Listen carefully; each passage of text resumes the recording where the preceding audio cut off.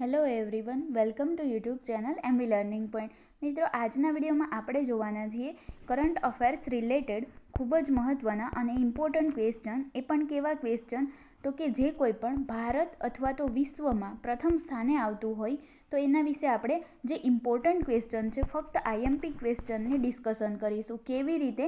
તો તમે એક ક્વેશ્ચન જોશો એટલે તમને સમજાઈ જશે, રાઈટ? જો તમને ગમે તો વિડીયોને શેર તો જરૂર કરજો મિત્રો, અને લાઇક પણ જરૂરથી કરી દેજો. ઓકે, તો જેની પહેલાં જે મિત્રો ચેનલ ઉપર નવા હોય ચેનલને સબસ્ક્રાઈબ કરી દેવું અને ચેનલની બાજુમાં આ રીતે બેલ આઇકન પ્રેસ કરી દેવું, જેથી કરીને તમને આવનારા દરેક આવા જ ઇમ્પોર્ટન્ટ વિડીયોની માહિતી સૌથી પહેલાં નોટિફિકેશનના માધ્યમથી મળી રહેશે. ઓકે, તો સ્ટાર્ટ કરીશું આપણે જે ભારત અને વિશ્વની અંદર પ્રથમ સ્થાને રહ્યું છે એના રિલેટેડ કરંટના જ ઇમ્પોર્ટન્ટ ક્વેશ્ચન.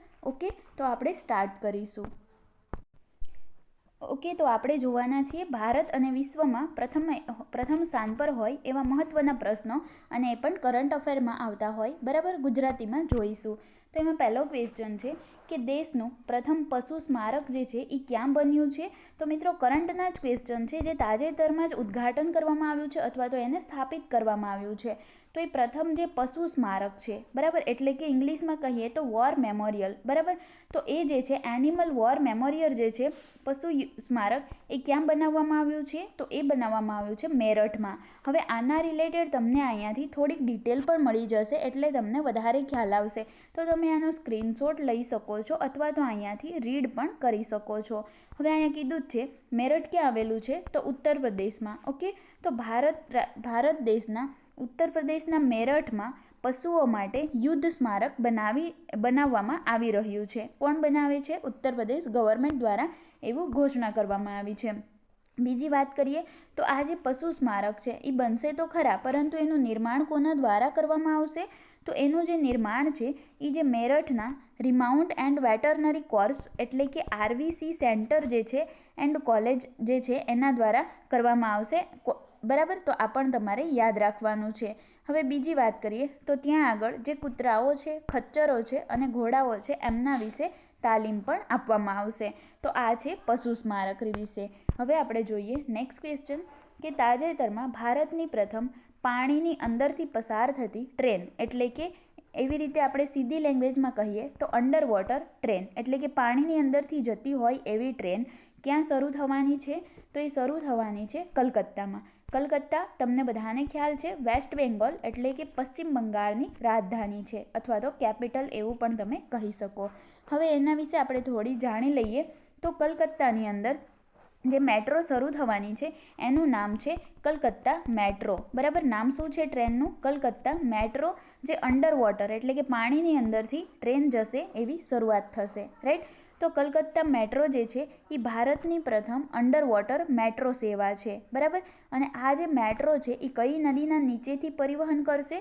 તો કલકત્તામાં આવેલી જે હુગલી નદી છે, બરાબર, તો આ હુગલી નદીના અંદરથી આ જે કલકત્તા મેટ્રો છે એ પરિવહન કરશે. અને આ જે અંડર વોટર માર્ગ જે છે, જળ માર્ગ, એ કેટલા કિલોમીટર લાંબો હશે? તો 5.8 કિલોમીટર જેટલો લાંબો હશે. અને આ જળમાર્ગનું નિર્માણ Calcutta metro rail corporation limited દ્વારા કરવામાં આવી રહ્યું છે, રાઈટ? તો મિત્રો, તમે અહીંયાથી સ્ક્રીનશોટ પણ લઈ શકો છો એટલે તમને ખ્યાલ આવી જાય, રાઈટ? નેક્સ્ટ આપણે જોઈએ કયા રેલવેએ કચરાથી ઉત્પન્ન કરનાર સંયંત્ર શરૂ કર્યું છે? એટલે શું? તો કે કચરા દ્વારા ઉર્જા ઉત્પન્ન થાય એવું સંયંત્ર. બરાબર, એવું કોણે તો કે કયા રેલવેએ શરૂ કર્યું છે? તો એ તાજેતરમાં જ શરૂ કરી દીધું છે ભુવનેશ્વરમાં. ઓકે, ભુવનેશ્વર તમને બધાને ખ્યાલ છે ઓરિસ્સા રાજ્યની કેપિટલ છે. બરાબર, તમને ખ્યાલ હોય તો આ જ ભુવનેશ્વરમાં નાલ્કો એટલે કે નેશનલ એલ્યુમિનિયમ કંપની ઓર્ગેનાઇઝેશનનું હેડક્વાર્ટર આવેલું છે. એની સાથે જ પ્રસિદ્ધ કલિંગા સ્ટેડિયમ તેમજ પ્રસિદ્ધ લિંગરાજ મંદિર જે છે એ પણ ક્યાં આવેલું છે? ભુવનેશ્વરમાં, ઓરિસ્સાની કેપિટલ છે. હવે આપણે આ જે કચરાથી ઉર્જા ઉત્પન્ન થાય એના સંયંત્ર વિશે જાણી લઈએ. તો આ જે ભારતીય રેલવે છે, બરાબર, તો એમણે જે પૂર્વ કોસ્ટ રેલવે ઝોન છે ત્યાં આગળ ભુવનેશ્વરના માનચેશ્વર કેરેજ રિપેર વર્કશોપમાં આ જે સંયંત્ર છે એની શરૂઆત કરી દીધી છે. તો યાદ શું રાખવાનું કે પૂર્વ કોસ્ટ રેલવે ઝોનમાં ભુવનેશ્વરના માનચેશ્વર ખાતે. બરાબર, તો આટલું તમારે યાદ રાખવાનું છે. હવે આનાથી શું થશે કે આમાં જે પ્લાસ્ટિક અથવા તો ઇલેક્ટ્રોનિક કચરો છે એની સાથે ટોટલ 500 કિલોગ્રામ જેટલો કચરો દરરોજ વાપરી શકાશે, જેના થ્રુ આપણે ઉર્જાને ઉત્પન્ન કરી શકશું. બરાબર, તો આ તમારે યાદ રાખવાનું છે. નેક્સ્ટ આપણે જોઈએ ભારતની પ્રથમ ફળો માટેની ટ્રેન જે છે એ ક્યાંથી ક્યાં ચલાવવામાં આવી છે. તો મિત્રો, ફળો શબ્દો આવે તો તમને ખ્યાલ જ હશે, આપણે દર વખતે ડેઇલી કરંટ અફેર્સના વિડીયોમાં જ્યારે પણ આંધ્રપ્રદેશ રાજ્યનું નામ આવે તો એક વસ્તુ તો ખાસ યાદ કરીએ છીએ કે ફળોના ઉત્પાદનમાં આંધ્રપ્રદેશ જે છે એ ટોપ પર છે.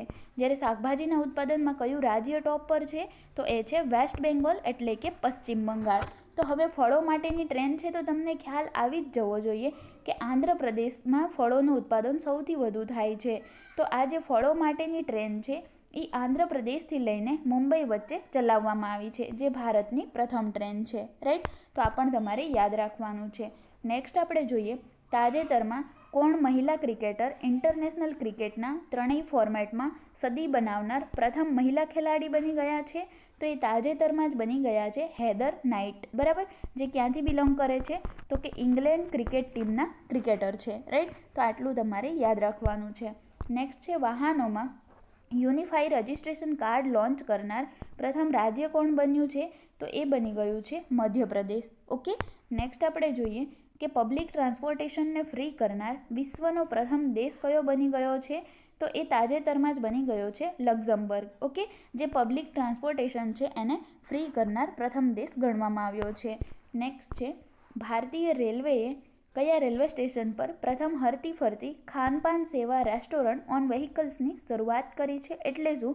તો કે એવી ટ્રેન કે જેમાં હરતી ફરતી ટ્રેન કે જેમાં ખાનપાન સેવા તેમજ રેસ્ટોરન્ટ ઉપલબ્ધ હશે.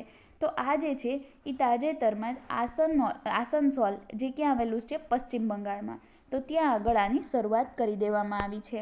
નેક્સ્ટ આપણે જોઈએ કે વિશ્વ મેરેથોન ચેલેન્જ 2020 પૂરી કરનાર પ્રથમ ભારતીય કોણ બન્યું છે? તો એ તાજેતરમાં જ બની ગયા છે આદિત્ય રાજ. હવે અહીંયાથી ઘણું બધું તમને જાણવા મળશે. મિત્રો, આ ખૂબ જ ઇમ્પોર્ટન્ટ ક્વેશ્ચન છે. અહીંયાથી તમે ખૂબ જ ઘણું બધું જાણી શકશો. રાઈટ, આપણે થોડું ડિસ્કશન કરી લઈએ. આદિત્ય રાજ જે એકમાત્ર પ્રથમ ભારતીય બની ગયા છે કે જેમણે આખા વર્લ્ડની અંદર મેરેથોન ચેલેન્જ જે છે એને કમ્પ્લીટ કરી છે. એમણે ટોટલ 7 દિવસમાં 7 ખંડમાં, તમને બધાને ખ્યાલ છે આપણા વિશ્વના ટોટલ ખંડો કેટલા છે, એટલે કે મહાદ્વીપ 7 ખંડ છે, એમાં 7 મેરેથોન દોડી છે. 7 નંબર તમારે યાદ રાખવાનું. 7 ખંડ, 7 દિવસ અને 7 જેટલી મેરેથોન દોડી છે. હવે પહેલાં તો તમને ખ્યાલ હોવો જોઈએ. અત્યાર સુધી તમને ના ખ્યાલ હોય તો વાંધો નહીં, આપણા 7 ખંડ કયા કયા છે, પરંતુ હવે તમે અહીંયાથી નોટ્સ કરી શકશો આપણા 7 ખંડ કયા કયા છે. એની પહેલાં જાણી લઈએ કે આ જે આદિત્ય રાજ છે એમણે મેરેથોનની શરૂઆત ક્યાંથી કરી હતી? તો એ કરી હતી દક્ષિણ આફ્રિકાથી. તો દક્ષિણ આફ્રિકા આપણો પહેલો ખંડ થઈ ગયો. ઓકે, અને છેલ્લી મેરેથોન ક્યાં પૂરી કરી હતી? મિયામી, જે અમેરિકામાં આવેલું છે. બરાબર, તો ત્યાં આગળ એને પૂરી કરી. તો પહેલી અને છેલ્લી યાદ રાખવાની કે ક્યાંથી શરૂ કરી અને ક્યાંથી પૂરી કરી. રાઈટ, હવે 7 ખંડના નામ તમે યાદ રાખી શકો છો. એક તો છે દક્ષિણ આફ્રિકા, બીજું છે એન્ટાર્કટિકા અને ઓસ્ટ્રેલિયા. બરાબર, પછી છે એશિયા, યુરોપ, દક્ષિણ અમેરિકા અને ઉત્તર અમેરિકા. હવે આપણો ભારત દેશ કયા ખંડમાં આવેલો છે? તો એશિયા ખંડમાં સ્થિત છે. બરાબર, તો આ પણ તમારે યાદ રાખવાનું છે. આ 7 ખંડના નામ છે, તમે સ્ક્રીનશોટ લઈ લેશો તો તમને ઇઝીલી યાદ રહી જશે. ઓકે, અને બીજી વાત કરી લઈએ મેરેથોન વિશે. તો આ મેરેથોનમાં ટોટલ 32 જેટલા ખેલાડીઓએ ભાગ લીધો હતો અને મેરેથોન પૂરી કરવાનો સમય કેટલો હતો? 168 કલાક. પરંતુ આદિત્ય રાજે આ મેરેથોન 164 કલાકમાં જ પૂરી કરી દીધી હતી. અને જે લોકો આ મેરેથોનમાં ભાગ લે છે વિશ્વ મેરેથોન ચેલેન્જ, એની અંદર એન્ટ્રી ફી કેટલી હોય છે? તો ફક્ત એન્ટ્રી ફી જેની 32 લાખ હોય છે. બરાબર, તો આ તમે યાદ રાખી શકો અહીંયાથી. ઓકે, અહીંયાથી તમને ઘણું બધું જાણવા મળ્યું છે. નેક્સ્ટ આપણે જોઈએ તાજેતરમાં કયો દેશ યુરોપિયન સંઘમાંથી બહાર થઈ ગયો છે? તો મિત્રો, આ પણ ખૂબ ઇમ્પોર્ટન્ટ છે. બરાબર, તો આ જે છે બ્રિટન દેશ યુરોપિયન સંઘમાંથી બહાર થઈ ગયો છે. બરાબર, અને બહાર થનાર એકમાત્ર વિશ્વનો પ્રથમ દેશ બની ગયો છે. નેક્સ્ટ છે તાજેતરમાં 500 જેટલી T20 મેચ રમનાર પ્રથમ ખેલાડી કોણ બન્યું છે? તો એ બની ગયા છે કાયરન પોલાર્ડ, જે ક્યાંથી બિલોંગ કરે છે? વેસ્ટ ઇન્ડિઝ ક્રિકેટ ટીમના ક્રિકેટર છે. ઓકે, કાયરન પોલાર્ડ, જેમણે ટોટલ 500 જેટલી T20 મેચ રમી છે. બરાબર, નેક્સ્ટ આપણે જોઈએ તાજેતરમાં કયા દેશે 350 કિલોમીટર પર કલાકની ઝડપથી ચાલનાર પ્રથમ ડ્રાઈવર વગરની બુલેટ ટ્રેનનું પરીક્ષણ કર્યું છે? તો એ પરીક્ષણ કર્યું છે ચીન દેશે, બરાબર, કે 350 કિલોમીટર પર કલાકની જેટલી સ્પીડ છે તો એનાથી ચાલનાર, યાદ રાખજો મિત્રો, ડ્રાઈવરલેસ એટલે કે ડ્રાઈવર વગરની જે બુલેટ ટ્રેન છે એનું સફળ પરીક્ષણ કરી દીધું છે ચીને. ઓકે, નેક્સ્ટ છે ભારતની પ્રથમ ઈ લોક અદાલતનું આયોજન કયા રાજ્યમાં કરવામાં આવ્યું છે? તો એ તાજેતરમાં જ કરવામાં આવ્યું છે છત્તીસગઢ રાજ્યમાં. મિત્રો આ પણ ખૂબ ઇમ્પોર્ટન્ટ ક્વેશ્ચન છે, યાદ રાખજો, અહીંયાથી કરંટનો જ ક્વેશ્ચન છે, તો આ તમારે યાદ રાખવાનું છે છત્તીસગઢ, બરાબર. તો એમણે પ્રથમ ઈ લોક અદાલતનું આયોજન કરનાર પ્રથમ રાજ્ય બની ગયું છે. ઓકે, નેક્સ્ટ આપણે જોઈએ કે વર્ચ્યુઅલ કોર્ટ દ્વારા સુનાવણી કરનાર પ્રથમ રાજ્ય કયું બન્યું છે? એટલે કે વર્ચ્યુઅલ કોર્ટ દ્વારા કેસની સુનાવણી કરનાર પ્રથમ રાજ્ય બન્યું છે ઉત્તર પ્રદેશ. નેક્સ્ટ આપણે જોઈએ કે 51 શક્તિપીઠ, અહીંયા યાદ રાખજો, 51 શક્તિપીઠોવાળું દુનિયાનું પ્રથમ મંદિર ભારતના કયા રાજ્યમાં બનશે? તો એ બનશે ત્રિપુરામાં. ઓકે, ઓપ્શન અહીંયાથી લખતા ભૂલાઈ ગયો છે મિત્રો, સોરી, એના માટે તમે અહીંયા કરેક્શન કરી શકો છો, બરાબર. શું આવશે? ત્રિપુરા. તો ત્રિપુરાની અંદર જે 51 શક્તિપીઠોવાળું દુનિયાનું પ્રથમ મંદિર ભારતના ત્રિપુરા રાજ્યમાં બનશે. ઓકે, અને ત્રિપુરા રિલેટેડ એક મહત્વનો ઇમ્પોર્ટન્ટ ક્વેશ્ચન તમને કહી દઉં કે ત્રિપુરામાં પહેલી વખત જે નાગાલેન્ડનો તહેવાર છે, શું નામ છે એનું? હોર્નબિલ, બરાબર. આ હોર્નબિલ જે નાગાલેન્ડનો તહેવાર છે, આને તહેવારોનો તહેવાર પણ કહેવામાં આવે છે, પરંતુ ઇમ્પોર્ટન્ટ એટલા માટે છે આ તહેવાર કારણ કે પ્રથમ વખત જે નાગાલેન્ડનો તહેવાર ત્રિપુરામાં ઉજવવામાં આવ્યો છે, બરાબર. તો ત્રિપુરા વિશે તમારે આટલું યાદ રાખવાનું છે. આપણો આન્સર શું છે? ત્રિપુરા. અહીંયા તમે લખતા રહી ગયું છે મિત્રો, તો ચેન્જ કરી શકો તમે. ઓકે, તો ત્રિપુરાની અંદર આ પ્રથમ મંદિર બનશે. નેક્સ્ટ આપણે જોઈએ ભારતીય તટરક્ષક બળ એટલે કે ઇન્ડિયન કોસ્ટ ગાર્ડ. ઓકે, ઇંગ્લિશમાં કહીએ તો ઇન્ડિયન કોસ્ટ ગાર્ડના પ્રથમ મહિલા ડીઆઈજી તરીકે કોની નિયુક્તિ કરવામાં આવી છે? તો એ તાજેતરમાં જ કરી દેવામાં આવી છે નુપુલ કુલશ્રેષ્ઠની. ઓકે, નેક્સ્ટ આપણે જોઈએ કે તાજેતરમાં પતંજલિએ કયા નામથી પોતાની પ્રથમ કોરોના વાયરસની દવા શોધી હતી? તમને બધાને ખ્યાલ છે ભારતની પ્રથમ કોરોના વાયરસની પ્રથમ રસી જે છે એ કોણે શોધી હતી? તો પતંજલિએ, બરાબર. એનું નામ શું આપ્યું હતું? કોરોનેલ, રાઈટ. હવે આપણે જોઈએ નેક્સ્ટ ક્વેશ્ચન. તો નેક્સ્ટ છે પંજાબના પ્રથમ મહિલા મુખ્ય સચિવ તરીકે કોને નિયુક્તિ કરવામાં આવી છે? તો એ તાજેતરમાં જ નિયુક્તિ કરી દેવામાં આવી છે વિની મહાજનની. ઓકે, નેક્સ્ટ છે ભારતમાં કઈ કંપની દુનિયાની સૌથી સાફ એટલે કે સ્વચ્છ, ઓકે, અહીંયા ખાસ યાદ રાખજો, ચોખ્ખું પેટ્રોલ ડીઝલ BS6 સપ્લાય કરનાર પ્રથમ કંપની બની છે? તો એ તાજેતરમાં જ બની ગઈ છે ઇન્ડિયન ઓઇલ કોર્પોરેશન. ઓકે, અહીંયાથી ધ્યાન રાખજો મિત્રો કે આ જે ઇન્ડિયન ઓઇલ કોર્પોરેશન છે એ BS6, BSનું પૂરું નામ છે ભારત સ્ટેજ, બરાબર. તો BS6 સપ્લાય કરનાર એટલે કે પેટ્રોલ ડીઝલ BS6 સપ્લાય કરનાર દુનિયાની સૌથી ચોખ્ખી કંપની જે છે એ બની ગઈ છે. નેક્સ્ટ આપણે જોઈએ કે ભારતના કયા રાજ્યમાં દેશની પ્રથમ ઇન્ટરસિટી ઇલેક્ટ્રિક સેવા બસ શરૂ થઈ છે? તો એ શરૂ થઈ છે મહારાષ્ટ્રમાં. ઓકે, નેક્સ્ટ આપણે જોઈએ કે મધ્યપ્રદેશના કયા જિલ્લામાં દેશનું પ્રથમ હેલ્મેટ બેંક શરૂ કરવામાં આવ્યું છે? તો એ મધ્યપ્રદેશનો જે નીમચ જિલ્લો છે ત્યાં આગળ દેશનું પ્રથમ હેલ્મેટ બેંક જે છે એ શરૂ કરવામાં આવ્યું છે. નેક્સ્ટ આપણે જોઈએ કે તાજેતરમાં જાહેર કરાયેલ ITTFનું પૂરું નામ કહી દઉં, international table tennis federation. Okay, તો આ જે વર્લ્ડ રેન્કિંગ છે એમાં કોણ ટોપ પર રહ્યું છે? તો આ જે ફેન ઝેડોંગ છે એ ટોપ પર રહ્યા છે, રાઈટ.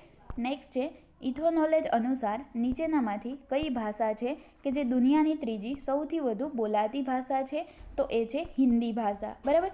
હિન્દી ભાષા આપણા આ પૂરા દેશની અંદર, વિશ્વની અંદર, યાદ રાખજો, આખી દુનિયાની અંદર હિન્દી જે છે એ લગભગ 61.5 કરોડ જેટલા લોકો હિન્દી ભાષાનો ઉપયોગ કરે છે.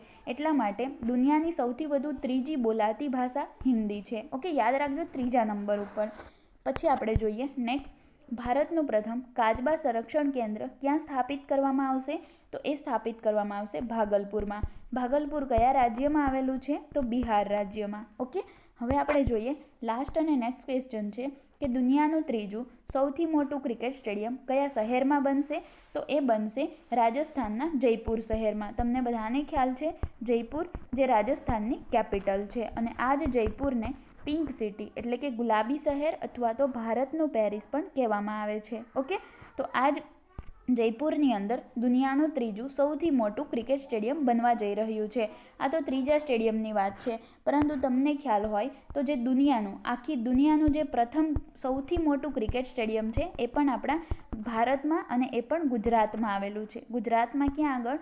તો ગુજરાતના અમદાવાદમાં જે ક્રિકેટ સ્ટેડિયમ આવેલું છે જેનું નામ છે સરદાર પટેલ, રાઈટ. તો આ જે સરદાર પટેલ ક્રિકેટ સ્ટેડિયમ અમદાવાદમાં આવેલું છે એ દુનિયાનું સૌથી મોટું પહેલા નંબરનું ક્રિકેટ સ્ટેડિયમ છે. હવે બીજા નંબરનું પણ હું તમને કહી દઉં. સેકન્ડ નંબર ઉપર છે ઓસ્ટ્રેલિયાનું, બરાબર. ઓસ્ટ્રેલિયાનું જે એનું નામ શું છે? તો એનું નામ છે મેલબોર્ન. યાદ રાખજો, મેલબોર્ન ક્રિકેટ સ્ટેડિયમ, રાઈટ. આ ઓસ્ટ્રેલિયામાં આવેલું છે. આ દુનિયાનું સૌથી મોટું બીજા નંબરનું છે. જ્યારે દુનિયાનું સૌથી મોટું પહેલા નંબરનું ક્યાં છે? આપણા ગુજરાતના અમદાવાદમાં સરદાર પટેલ સ્ટેડિયમ. અને હમણાં જ તાજેતરમાં ત્રીજું બનવા જઈ રહ્યું છે, દુનિયાનું ત્રીજું સૌથી મોટું આપણા ભારત દેશમાં. ક્યાં આગળ? તો કે રાજસ્થાનના જયપુરમાં. તો આ પણ તમે યાદ રાખી શકો છો, રાઈટ. તો આપણા ખૂબ જ મહત્ત્વના અને ઇમ્પોર્ટન્ટ જે વિશ્વ અને ભારત દેશની અંદર પ્રથમ સ્થાન ધરાવે છે એના વિશેના આપણે સૌથી ઇમ્પોર્ટન્ટ ક્વેશ્ચન વિશે ડિસ્કશન કરી લીધી છે, રાઈટ. તો જો વિડીયો ગમ્યો હોય તો વિડીયોને એક લાઇક કરી દો, સાથે સાથે તમારા સ્ટડી રિલેટેડ ગ્રુપમાં એક શેર કરી દો અને ચેનલને સબસ્ક્રાઈબ કરવાનું ભૂલશો નહીં મિત્રો. ચેનલને સબસ્ક્રાઈબ કરી બાજુમાં બેલ આઇકન પ્રેસ કરી દેવું, જેથી કરીને તમને આવનારા દરેક ઇમ્પોર્ટન્ટ વિડીયોની માહિતી નોટિફિકેશનના માધ્યમથી સૌથી પહેલાં મળી રહેશે. Okay, thank you.